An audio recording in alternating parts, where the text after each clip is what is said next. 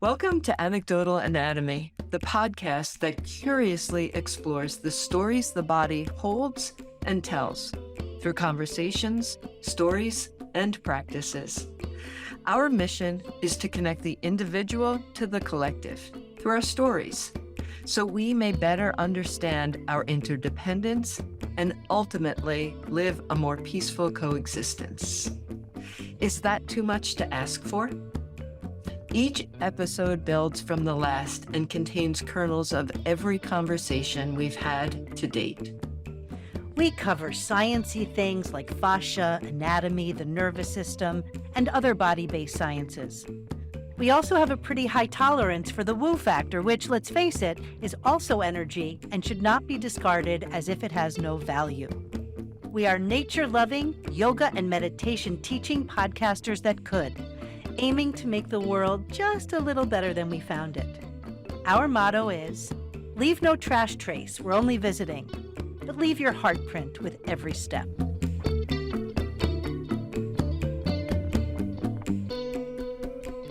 So I need to say this before we start, because we started the season, really formally addressing the yoga limbs. We have not abandoned that. And I was thinking about it this morning. Teresa and I, we're not going to give it away, but we have a field trip planned that we want to do before we continue the formal talking conversation about the yoga limbs, which gives us this incredible space to explore yoga naturally. Naturally yoga, yoga naturally. We're still trying to figure out, which do you like better, naturally yoga or yoga naturally? Because there's more coming on that. But this is for those people who may be a little bit like, yoga as a system, as a practice, really not for me. But these conversations go beyond the formal practice of yoga while still incorporating the essential pieces, the pieces that get to nourish our essential bits. And so you may be surprised by the fact that you're already practicing yoga, because we throw labels and we throw definitions on things, and then we either respond positively or negatively or neutrally to it, but we never actually get to the essence of the thing itself because the definition has already made a decision for us, depending on which energy or lens through which we are seeing this definition. So I'm really excited about this conversation because, the alchemy always happens. And I had this very strong feeling before we came on, and then I'll shut up for a few seconds, that, we both approached the agreed upon theme from very different places. And so this is an opportunity in a more sort of, not random, what's the word? When you're just sort of in the moment, kind Oh, of, yeah, I know what word you're coming up. oh man, being in Oh, your 50s and 60s, it's in like the that the words are right right there. They're right there. Spontaneous. A spontaneous and spontaneous, flow. a spontaneous expression of our natural energies, who we are as individuals. But the alchemy is that it always revolves and comes back to this collective piece. So I'm curious to see how this conversation goes today. I'm curious too, because you and I do a lot of planning, which means we do a lot of communicating back and forth throughout our entire week, not just in times that we're like, oh, this is when we're working, but to sharing ideas, stream of consciousness, spontaneous ideas, downloads that we have. And it's so interesting. I'm excited about this conversation because there are so many times that we will start to communicate about what we want to do and we are totally in sync. We'll start talking. I was like, oh my gosh, that's where I was this morning. And we'll get into this conversation that flows so easily and naturally because we're coming in with the same ideas or we're coming from the same point. But I'm excited because I don't think either one of us really have a overarching view of where the other is coming from today. So this will be spontaneous and fun. And I can't wait because you gave me a few teasers about what you're about to talk about. So I'm excited to hear because you're telling me. So a little teaser in our pre-conversation, Sherry said, I have this way I'm coming in and you already know it. And I can't wait to find out what I know that I didn't know I know. All right. So I don't want to derail you immediately because I know that we will find our doorways in. But this morning, as I was looking at some reels in my, morning ritual, not sadhana, the other rituals, I'm scrolling. And when I see Neil deGrasse Tyson, I have to stop. I just, he is one of those. There's certain shows when they're on, I have to watch. even if it's in the middle or even if I've seen them 1,000 times. And Neil deGrasse Tyson is one of those voices that when he is speaking, I must hear what he is saying. And what he said this morning blew my fucking mind. And it is so simple and so, yeah, obvious in so many ways, but it supports our mission in all the things we do, connecting the individual to the collective and, the stories and all of that. Well, he said, and I'm going to read it from my thing. He says, the four most common chemically active elements in the universe are hydrogen, oxygen, carbon, and nitrogen. And they are the four most common elements of life on Earth. So what he said this morning was, if you think about it, the most common atoms, I think he used, but I don't know, atoms, molecules, elements, whatever they are, hydrogen, oxygen, carbon, and nitrogen. And he said, but they're also what we are made of. They're the four most important things we are made of.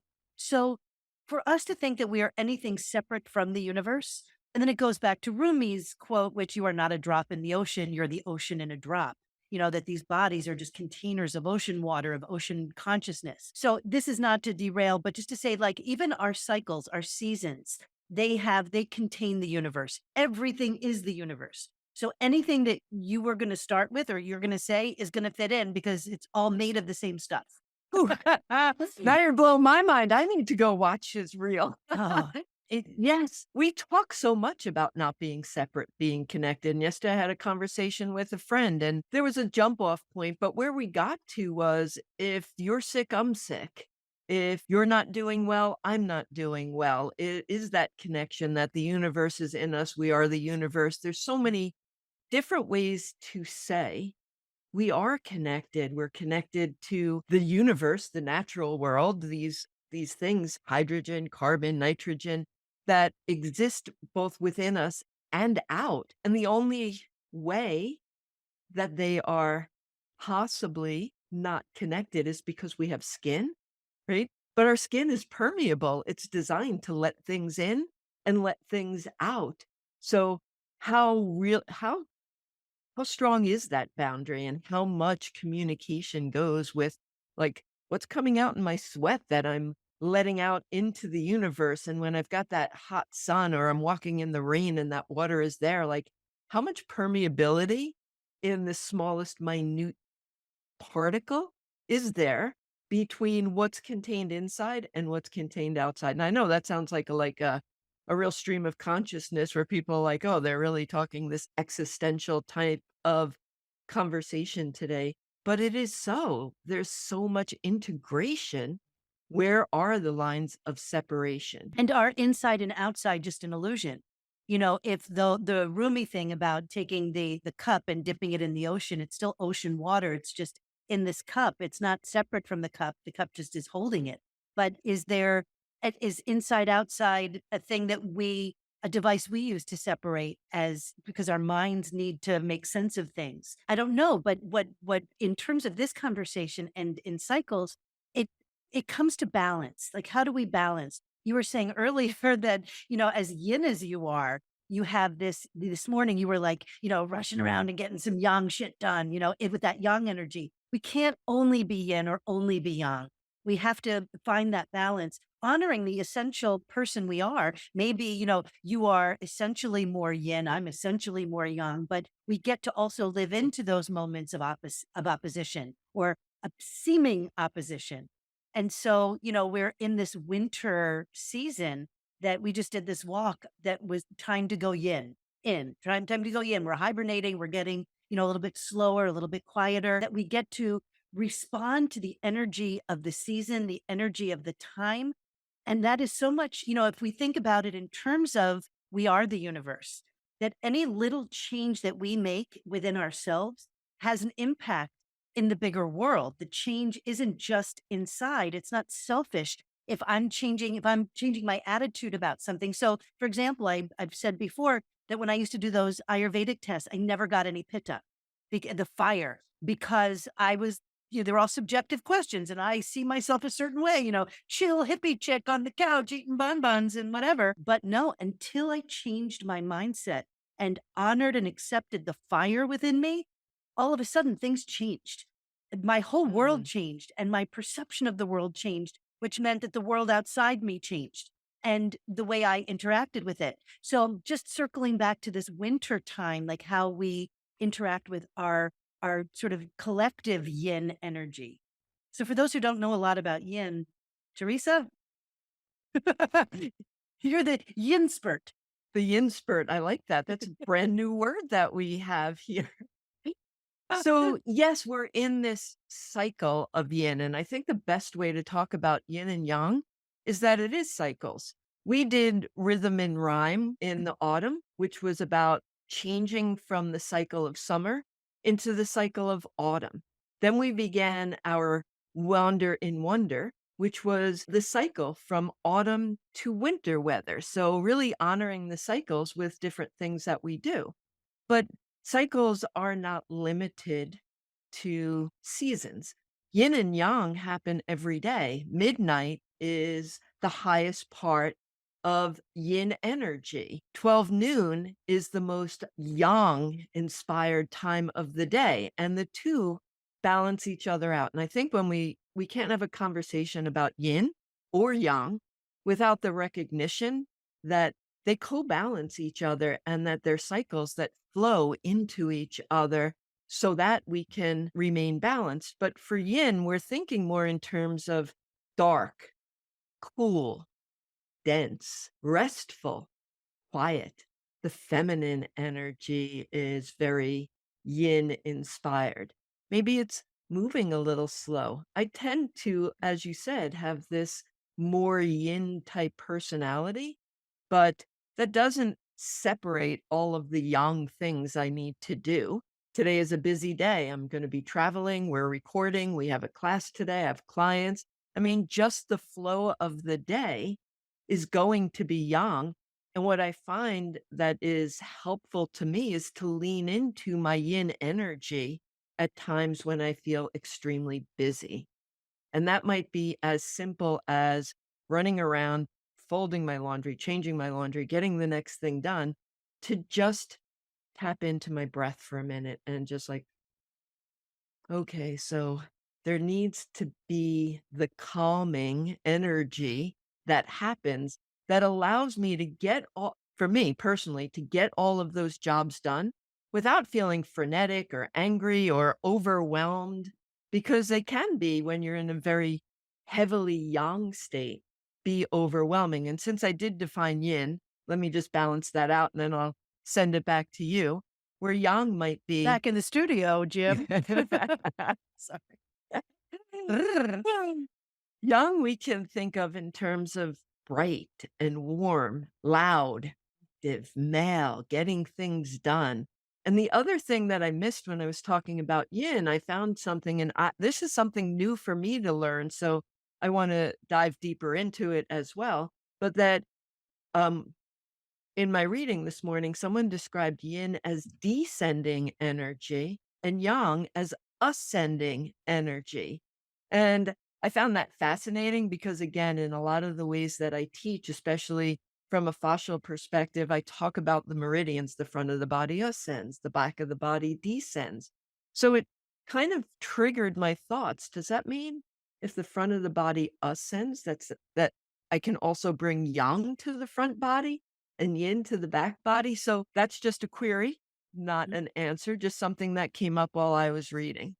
And maybe an observation, because do we bring the energy in, or is the energy there and we harness it? Is it all, or does it pre-exist the experience and then we get to notice it and then either, support it and lift it up, or do we tamp it down and ignore it, or how Mm. do we manage all those energies? You were talking about midnight and noon, which I don't know, I had a sensation in my body when you were talking about that, because I'm a Cancer moon, I think, or sun, Cancer sun, Scorpio moon, and rising. So I'm all water and really kind of deep churning waters. I was always, midnight has always been my favorite time. That has been, I think, because I worked at a nightclub and I always did sort of nightish things that I was up late. So midnight was kind of my pit stop for the day, just, or whatever, that pause, that place, magical. And noon always, at some point, it was when I was waking up, and it sort of implied a daytime energy, which I didn't respond to as well as nighttime energy. But that may have been the whole pitta thing too. Like, there's so much to look back on and be curious about. But then I started thinking about like, I'm an extrovert. I've always been an extrovert. But during quarantine, I really tapped in to that introverted part of myself, that yin part of myself that really loves going in, going in and being quiet and not being surrounded by the noise or the energy of. And then, for years, I hated cats. I don't know why. It may have just been a construct that I had sort of, dove into when I was younger. And then I got a cat through a roommate and oh my God, fell in love. So now please don't make me choose between cats and dogs. I never thought I'd leave New York City. I'm living in, a country feeling suburb right now, and I love it. I love being 5 minutes from farmland. I love being out in nature now. You have tapped into I think the pre existing nature girl who had never really expressed herself. So now I look forward to it so much, but don't make me choose city or country. We have these dualities that we're always trying to choose. Who am I in this world? But maybe they are just balancing energies that we get to live into both. Maybe it's just a false narrative that we have to be one or the other. And we started this whole fucking thing with non-binary. Like that's only for computer code. Like we don't have to choose a one or a zero. We get to be exactly who we are. And in some of the things that I've been reading about, sort of affecting change from our own self, and I know everyone's going to the, be the change quote from Gandhi, which I will come back to because it's not exactly his quote. We tend to put them out there and then believe it. And this was even before the internet. Oh, so I just, went off the rails. Where was I? I'm gonna You go were back. gonna give us a quote from God. Did you have the I was, whole the I do. I chain? have it here, but Yeah. I was gonna circle back to that. Whatever. Okay, so this is the alchemy. I'm gonna keep going. So Gandhi actually said, "We but mirror the world. All the tendencies present in the outer world are to be found in the world of our body. If we could change ourselves, the tendencies in the world would also change. As the man changes his own nature, so does the attitude of the world change towards him. This is the divine mystery supreme. A wonderful thing it is, and the source of our happiness. We need not wait to see what others do." So, from all of that, someone condensed it down and said, be the change you want to see in the world, which is a great synopsis of that. But it lacks some of the more nuanced pieces that, give us or give me, I should say, the juice to get going. Yeah. I had never heard that I before. hadn't So, either. yeah, I'm really great and grateful that you found something a little bit more expansive. And it brings up so many great points as far as yin and yang being just co balancing energy and cycles. And cycles are normal in the universe, they're normal in us, whether we can even look and distill that cycle down to a breath, right? There's a beginning, a middle, and an end. We have an active and passive phase of breathing. When we inhale, it's more yang, more sympathetic nervous system. It's active. If you'll notice, you know, we breathe faster when we're doing activities. We have a lot more energy, a lot more notice of bringing in more inhales and maybe breathing a little quicker, like I feel like I'm doing right now, where I have to stop and like take that inhale. The inhale is a bit more passive and it's more yin-like, connected more to the parasympathetic nervous The system. inhale or the exhale. The exhale, Yeah, sorry, the that's all right. exhale Just is want to, yin, yes. yeah. But we flow through cycles all the time without really giving them a lot. Well, I do. I say, all of us flow through cycles, but I don't always think about, hey, this minute is a cycle. My entire day has a rhythm and a rhyme. No, no pun intended. All puns A intended, all all the puns time. intended. All the A time. a rhythm and a rhyme to it. The seasons come and go. The clock goes round and round. Well, for those of us who know how to read a clock that goes round and round, the sundial went round. Well, the sun went around the dial, so it wasn't even the dial moving then. But anyway, We digress. we do, which is, so in us. But the cycles remind us of something that has been historically a little bit challenging for me, and that is to live in the mystery, to give up control, to be okay with not knowing what's going to happen next, to not have to plan out every little thing, but to learn, going back to the beginning, to be more spontaneous and just embrace what shows up. That's a challenge, or has historically been a challenge for me, to just be like, "Yeah, it's gonna happen tomorrow." You had shared a story that you would go out with your daughter when we were doing some scouting the other day, and you'd say, "Okay, it's up to you. Which way do you wanna turn?" And when I would go on trips in the RV, it would be the same thing. Do you wanna turn left or you wanna turn right? And so to just embrace that idea that getting lost can, like, really show us the best parts of a trip that were completely unplanned, but living in the mystery and just allowing the flow and the rhythm to kind of wash over us and flow with it at times. And I'm a big planner and I like everything I mean, I'm going on a short trip and my bed is filled with like way too many clothes. I'm planning. What am I gonna wear? And I'm not the person who's like, "Oh, I need 2 shirts," and they throw in, I've got outfits lined up. I'm not. I am a last minute, just throw in the bag and go. But the other great thing about cycles, if we look into just feeling this idea of cycles, that everything has a cycle. Now, on the one hand, imagine your life if every minute you were recognizing the cycles. That would be like hearing everyone's voices in the world. I can imagine one's head and heart might explode. So it's not about living all the time, sort of holding on to this. Everything is about sort of open hands and open heart and just going with the flow. So this is just information. But cycles remind us of impermanence, that, even the good stuff is impermanent, even the bad stuff is impermanent. Whatever's happening, it's going to cycle through and it's going to come back around at some point. Now, the different arcs in the cycles are different lengths, different time periods, different expressions of energy, but they're all impermanent. There's a beginning, middle, end, and then pause around everything. And in the yoga philosophy, in Hinduism anyway, in the sort of Trimurti of the Hindu deities, we've got Brahma, Vishnu, and Shiva, and they represent the creation energy, the preservation energy, and the destruction energy. And they all sort of arrive in the Om, which is 4 parts, ah, ooh, and then the space before we start. So there's this, and that's also the picture of Brahma. I'm not getting into all of that, but all of that is to say that in every breath, like as Teresa suggested, in every moment, there's an opportunity to remember, and even to witness, where am I now in a cycle of suffering that might be in my life right now? And to recognize it, to learn from it, to whatever we can from it, and to know that it will also kind of come to its own conclusion and move into something else. Now, that's not to say if you have, I'm not here to say if you have an incurable disease that all of a sudden it's going to go away. Curing and healing have different energies. And so I'm not a doctor, I'm not here to be prescriptive, but there is healing that can always happen, even in the absence of something curative. So yin and yang balance each other, and yin is cool. Imagine not taking time for yin in your life, not resting, not slowing down, not embracing those qualities of cool. So I'm just going to use cool, as I don't embrace the slowing down. I don't embrace the cool of yin, which is what winter has.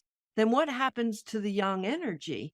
There's a lot of fire in yang. And if we are missing the cooling agent or the coolant quality, how does that show up in the body? Can it show up as physical symptoms? Like when I think of physical symptoms of too much fire, maybe it's irritability. There's not enough yin, there's not enough downtime, there's not enough cooling and quiet and nurturing and nourishing and being close to the earth. Maybe like if I'm really fiery, my eyes get sore and dried out. Like, does my body communicate with me that says, "Hey, Teresa, you're moving too much and not slowing down." Like, whenever I get a sore throat, I think of it as like, "Oh, my throat is on fire." Is that because I haven't given myself the opportunity to rest and calm? Yes, there's germs out there. I'm not, but am I more susceptible to Right. that germ if I don't have this balanced cycle of my day fluctuating between my daytime hours where I'm getting things done and moving and being very young, And then my nighttime hours where I settle in and rest and recharge. So how do those imbalances appear in our body? And can we use them as cues to um, add more or less of the opposite? Inflammation. What do we do when we get hit by a ball? We put ice on it. Yes. The inflammation immediately. Later, you might put heat on it, but to immediately reduce the inflammation, we put something cooling on there. I was teachers of mine years ago. They used to say we were talking about karma and getting into the philosophies, and they would say, if you're feeling like you don't have enough money, give to charity. If you're Mhm. feeling lonesome, go sit with someone who's in a hospital who doesn't have someone to sit with them, who's also lonely. Do the thing. This isn't so we can come into balance in many different ways. We can do the opposite thing, which we've talked about before. When I would get my body work, if I was feeling heavy, sometimes she would do a heavy, deep, work. And sometimes she would balance by doing something light. So, but this was finding balance in doing the thing that you felt you were suffering with. So if you're feeling, like I said, lonely, go be with someone, go do the thing that you wish you had more of in yourself. So if you want more money, give money.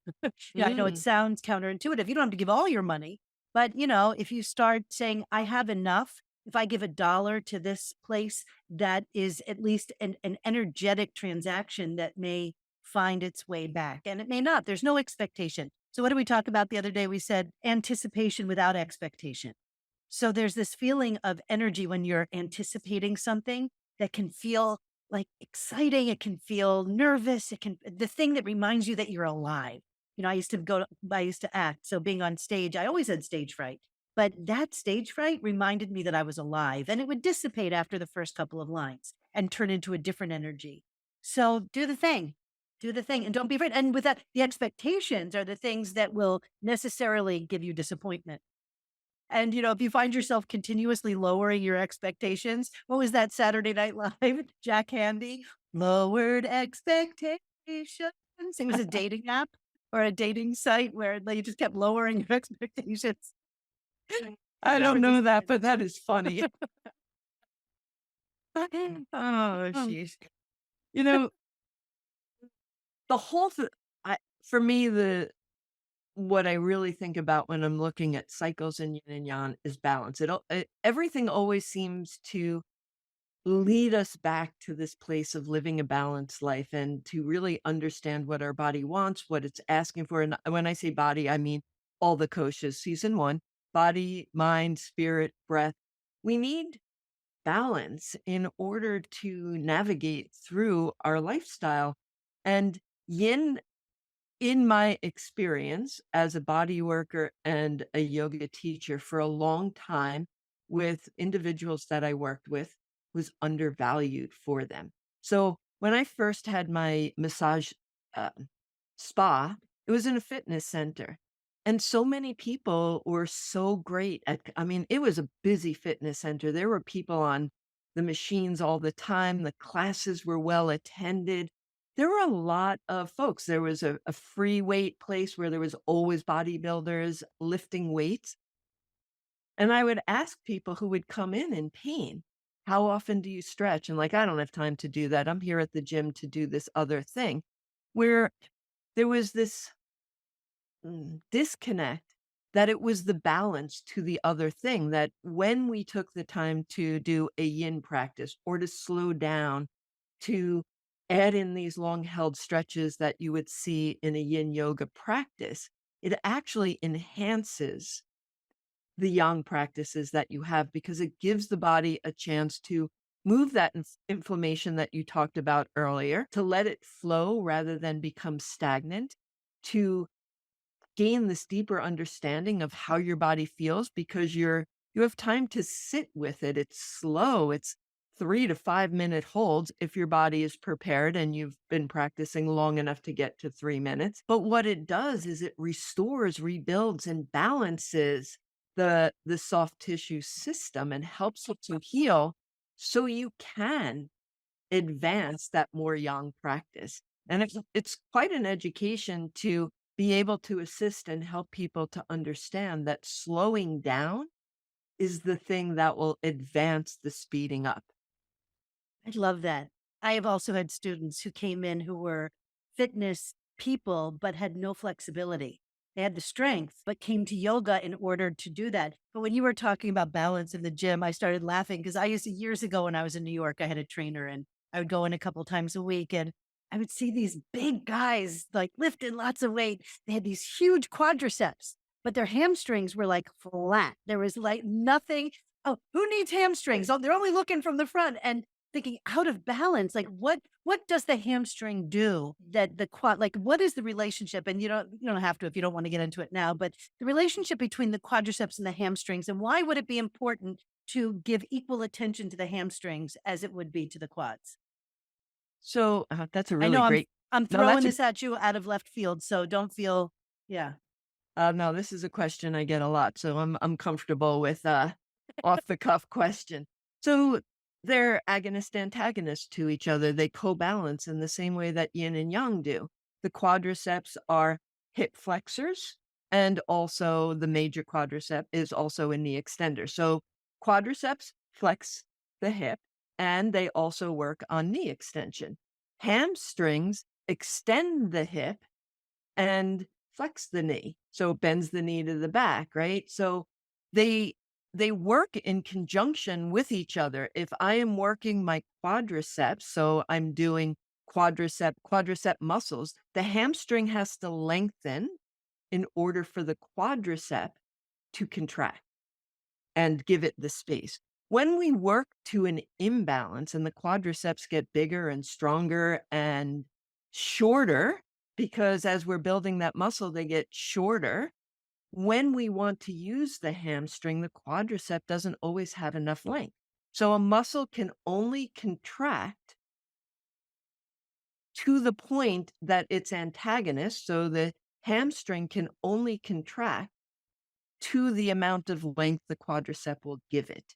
So if the quadricep is short and tight, it is going to limit the opposite movement in the leg. I hope that was clear. That was so if I can understand it, anyone can understand it, and that's why I fucking love you, and we need to, talk about the sciencey stuff later about how we're gonna, you know, um, honor that a little bit more because I think that when I it's so easy for me to dive into the more ethereal, esoteric stuff and to just have fun playing in those murky waters. But when there's an anchor of something scientific that I can understand, it gives more credence to the woo. It gives more credence to everything else because there's a sense of ground. This is the real tangible thing that I can look to understand the less tangible real stuff that I can't see. So I'm so grateful that you're in my ear and in my Oh, heart. thank you. The hamstrings and the quadriceps all attached to the pelvis. And so many people have different things that are going on with the pelvis. So their imbalance moves beyond just the simplicity of do I have hip flexion and hip extension? They also seriously impact the position of the pelvis. Is it anteriorly rotated? Is it posteriorly rotated? Are they torqued? In addition to many other things, but they are key players.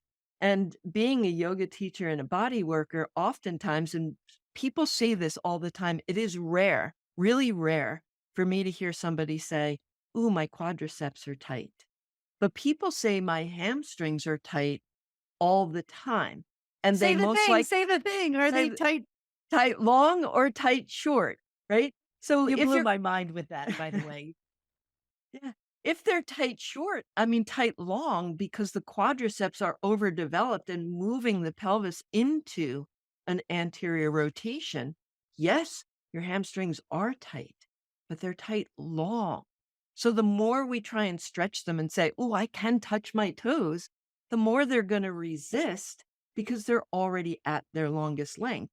We might, because there's many factors, Mhm. be able to touch our toes if that's your goal, which is not the goal of yoga. But if that is a goal to have that flexibility, it may be much more attainable by finding ways to soften and lengthen the quadriceps and balance the pelvis into a more neutral position because often if they're tight and short, they pull the pelvis forward. And so sometimes The solution is not the hamstrings, it's the quadriceps.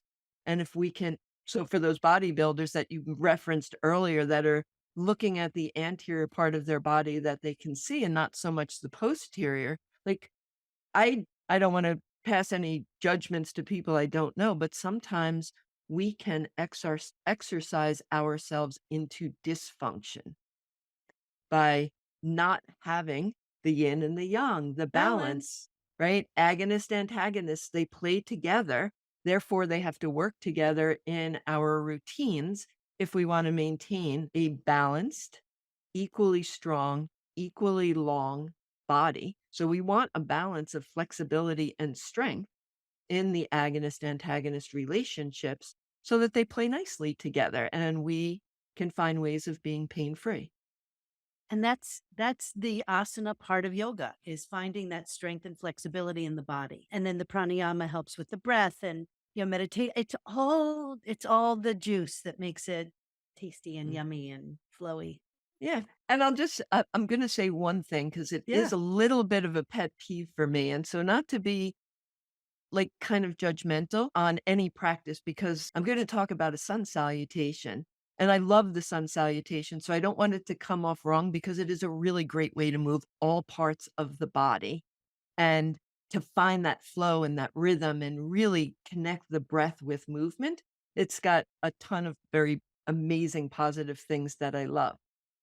And it also has a lot more forward folds than it has back bends. So it's a little bit imbalanced in the way that I see it, which really leaves this amazing opportunity because for the teachers, because it is the sun salutation and what we add into it is an amazing opportunity to come to peak poses and balancing. And when we start to notice, wow, look, I've got a lot of forward folds in here. My peak poses might be camel or, extension poses, heart openings, bridge pose, different ways to counterbalance the forward progression of a sun salutation and equalize it by blending in some of those extension back bend type poses.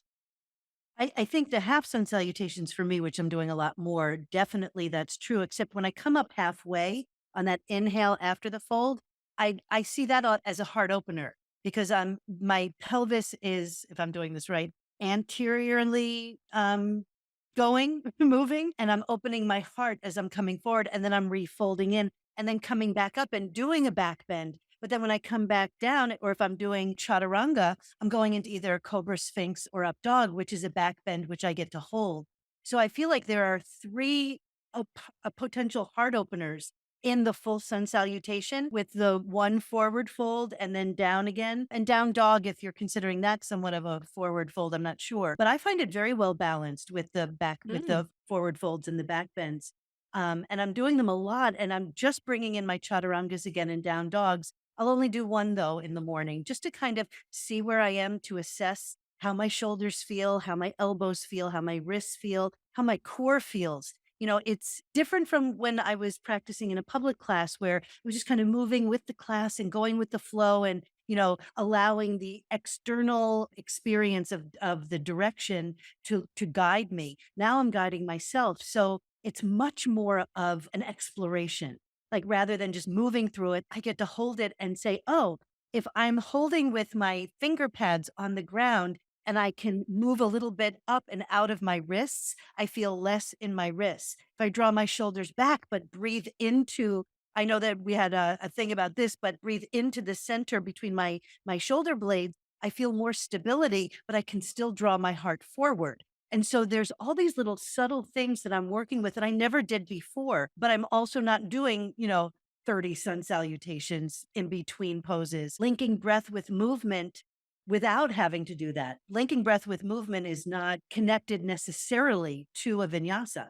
Mm-mm. Vinyasa just became kind of synonymous with linking breath with movement. But I link breath with movement when I'm standing in Tadasana and I can feel with the inhale, my chest lift and I'm exhaling. I'm keeping that lift as I exhale and draw my navel in. There's that subtle movement that I get to do. And then as I inhale and take my arms up, I'm linking my breath with movement, even if I just draw my hands to the center of my heart and do nothing else. So vinyasa, sort of became that sequence of, up plank, down plank, up dog, down dog kind of thing.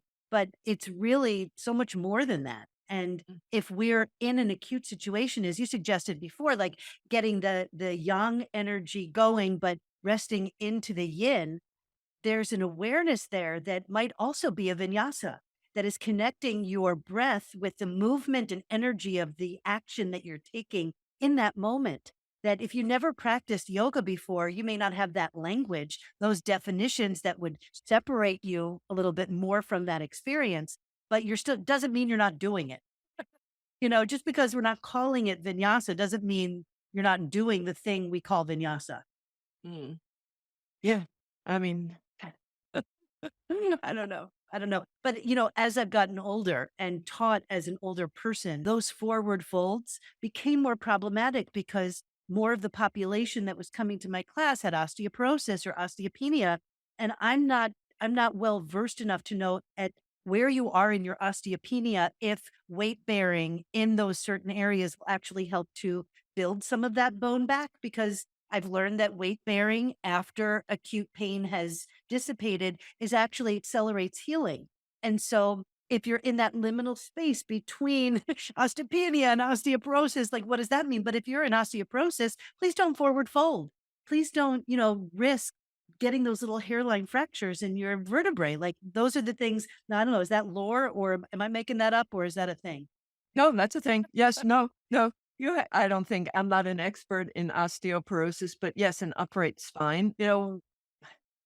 I can go into a lot of this, but we tend to be more forwardly flexed as a collective, more forwardly flexed. Yeah, if you're not watching us on YouTube, you can see that Cherry has her phone in her hand and she's looking down and texting, but we tend to have a lot more of what we do in this forward flexion and it is not bad nor good to be in forward flexion for all of the different things that we have to do in our life, but we definitely want the counterbalance. And if I, who is a kind of a body worker and I do body reading and I watch people, and ever since I went to massage school, it's kind of hard not to notice posture and patterns. But as a general society, we tend to be more forwardly flexed than we are more in extension, like a more military type of very uprightness in our posture. And yes, putting that weight bearing on bone in certain circumstances is going to increase bone. That's how children's braces work. They put pressure on the bone, they move the teeth through it, and then they let it settle so that the bone can grow back Isn't that also around the how bunions are? If your yeah. shoes are too tight on your big toe I and you keep don't walking and rubbing, isn't that how a bunion goes? I I'm don't not know. sure it I'm could getting be. way out of my wheelhouse and purview here, but I'm sorry, let's keep going. It's okay. So we want to have a certain amount of compressive force on our bones because it's good for them, but not when they don't have the break. So the more we become forwardly flexed, to answer your question more specifically, the more that we have this habitual compressive force on the anterior bodies of our vertebral column as we age and start to have that natural process of losing bone density, we are more likely, I would say, and I'm not a doctor, so I'm not prescriptive either, but I hear more instances where people have some of those little micro fractures or big vertebral bursts and fractures for people who have osteoporosis because of this migration forward that we see. So the practices of yoga, these movements and really understanding our proprioception, where we are in space, what our posture really looks like mountain pose is our walking around pose. It's upright posture, upright spine. And so when you said don't forward, don't do the forward folds with osteoporosis, I'm going to build on that a little bit. There are reasons why we will roll down our spine and compress on those vertebrae. There's a reason to do that. And you see that a lot in yin. Compression adds bone, which is what we just talked about. But there's also the other side that when we're doing these forward folds in a vinyasa class, they're not about collapsing into the spine. They're about hinging at the hips and coming in and honoring the integrity of the spinal curves while we're doing those movements so that we get the most benefit possible from the time that we spend on the mat. Beautiful. And how does this bring us back to cycles and spirals? The Yes. spirals, we didn't get into spirals, and you love spirals. Let's Yes. spiral. So Let's with spiral. all of this, we got back into the body. We started talking about the quads and the hamstrings and then hips and forward folding and vinyasas and all of that. So we're going to sort of come back around full circle as to like why we're even talking about all of this. And yes, it's important as you're doing certain activities to understand it and to be curious and to, evolve within whichever system you're playing. So now that we've sort of ticked off all those little boxes, we get to see how even the smallest change that we make, it is reflected in the bigger world. I don't know if you've ever seen the bumper sticker, "Think globally, act locally," but I'm gonna just sort of bring it back. There was a guy, I didn't get his name, but it's from a website called Hacker Noon. I'm gonna put it in the show notes.com. And he says 4 ways that if you want to change the world, the things that you can do. And I didn't go into all of his descriptions or her descriptions, whoever wrote the thing, because it started as I was reading it. It was their feelings about these ideas. And of course they wrote it, but I had different feelings about them. So, but I liked the overarching idea. So the one, stop comparing yourself to others is a way to, I'm sorry, we're going to get back to spirals, Yeah, but no. stop comparing yourself to others. No compare and despair, especially in the world of social media. Time to sort of move away from that. Second one was be as authentic and genuine as possible. The fuck does that mean? You show up in the world, you do the best you can. For me, I think it's about being in alignment with your body, your speech, your mind, the things that matter to you, and doing your best to live from that place. Generosity and empathy go a long way. So, how can we be generous? And this sort of goes back to, if we're feeling depleted, how can we be generous? Well, when we're feeling depleted is when we should absolutely mostly be generous. But then empathy, how can we, empathy isn't something I think we can teach. We can teach enough so that if people are going to step into the empathetic nervous system, which is something I just made up, which may be part of the parasympathetic, that we get to teach things that allow us to be more compassionate, that we can, but it's hard to teach someone to feel what it's like to be in someone else's shoes. But Mm. if we have the intention to do that, that might be enough. And all of this is about being enough. Fourth thing was improve and change what is closest to you. So think globally, act locally. Even if it's, if you find yourself like this, I've started my morning practice by taking 3 deep breaths because I found that I was waking up in an already agitated state, and then I would do my practice and that would bring me down. But rather than get up out of bed feeling like my breath was ready to, let's get ready to rumble, no, let's get ready to live in this moment and be in the mystery. And so, how can you affect the change closest to you to affect a bigger change? And even reading this, I had the feeling of the energy of a spiral because all of these things can either ascend or descend and or pause in different places. And so, there's always movement energy. I love spirals. I have so much jewelry like that has spirals on it. Spirals are an old symbol, like they've existed forever. You'll see them carved into cave walls if you go out and start to look at all of these different cave drawings and stuff. So they've been around for a long, long time in communication. So I'm gonna kind of quantify that as, as a communication of this spiral. But one of the things that really intrigues me about spirals is that they spiral in and they spiral out.